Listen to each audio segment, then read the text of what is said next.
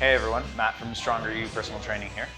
Today we're going to be going through our second installment in the Maximum Effectiveness series, covering a lot of accessory work. So the main exercise we're going to be covering today is the dumbbell row and all the different variants on it, how to individualize the exercise to you, as well as picking different variations on it that are going to be more or less useful to get the most out of your training.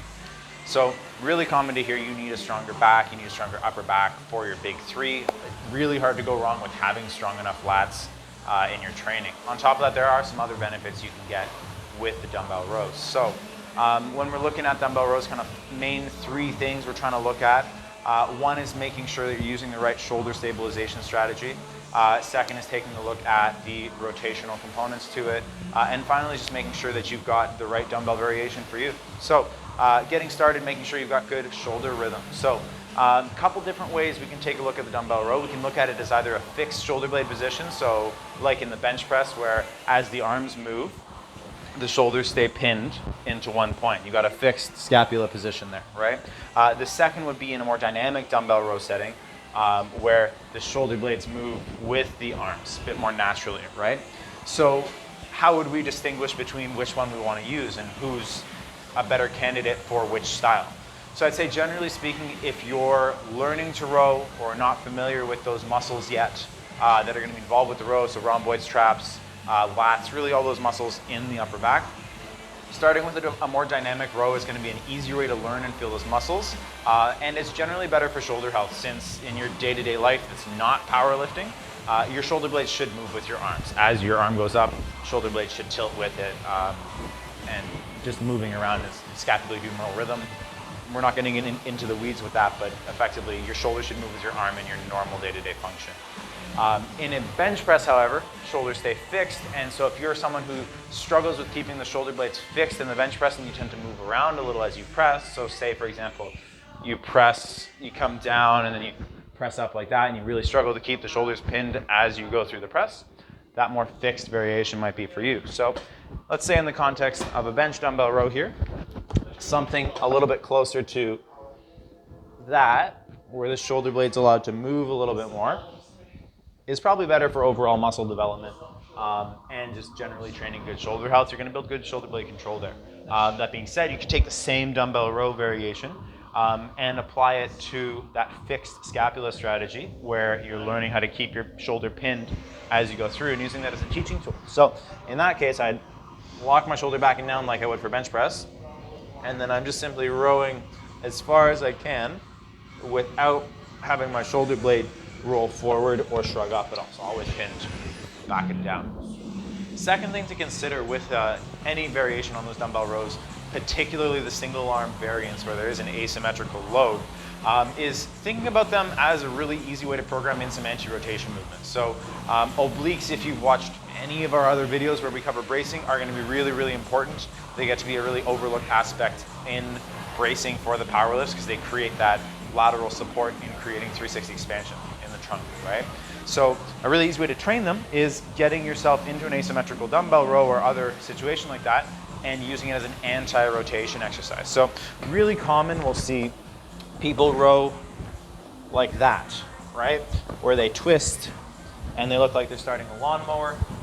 It may or may not be good, but if you're looking to really get the best bang for buck out of your training, be efficient time-wise as well, you could get your dumbbell row where you're learning to move your shoulder blade on the rib cage without twisting the shoulders. So you'll see here my shoulders stay actually quite level, and my shoulder blade moves, but my rib cage does not. So from the front, let's say I was going on this sort of style of dumbbell row, I'm staying pretty stacked, and you can see the line between my shoulders here stays quite level as I go through the row, right?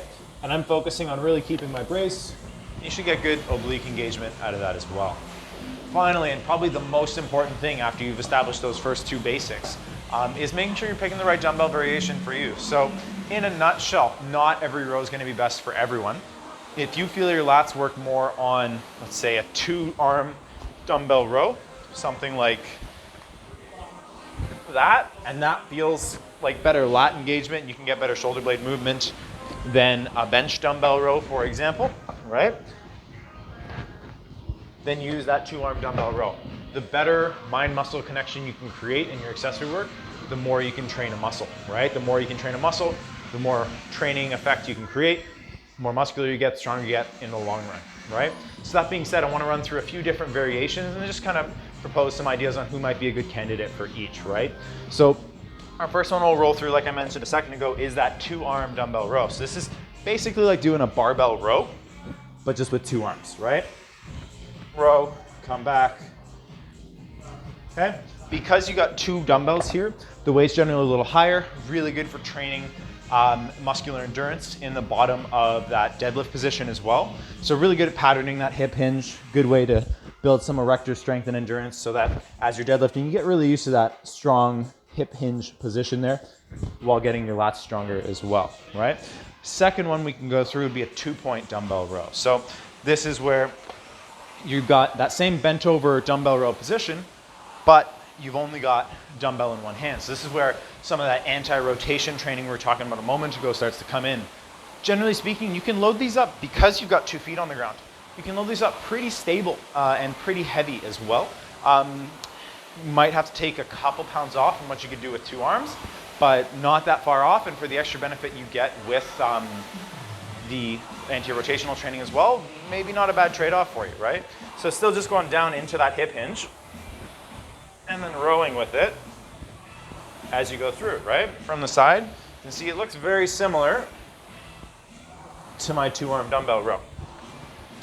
Okay, our third variant that we're gonna go through is your bench dumbbell row. This is probably one of the more common dumbbell rows that you'll see, where you're setting yourself up with 2 points on the bench, hand and knee, and your arm goes off to the side and rowing, okay? So again, great candidate for that anti-rotation training here.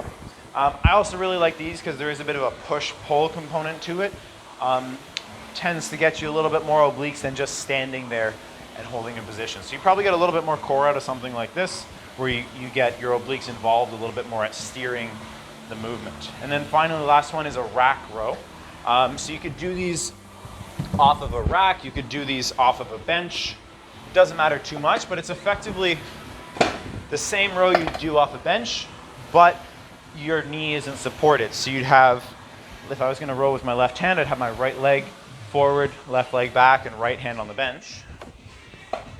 And like so. And then because of the reduced base of support, challenges that anti-rotation again a little bit more. Most people can row pretty heavy this way as well, so you get some really effective lat training. Personally, for myself, I find I get the best lat activation out of these, of really any of the rows that I've shown you today. So setting myself up the same, trying to stay pretty square through the shoulders, and then following those same kind of principles we were talking about earlier in the video. So that's it. There's your main points and some little individual personalization techniques you can use for your dumbbell rows when you're going through them. Give it a shot. Let me know how it's working for you in the comments below, or shoot me a direct message on Instagram at StrongerUPT.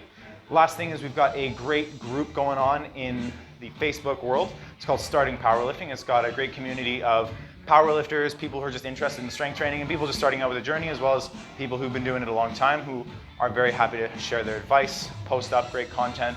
And it's an easy place to learn, get some good feedback on your form, as well as ask any questions you've got about strength training in general. That's it. Thanks. See you next time.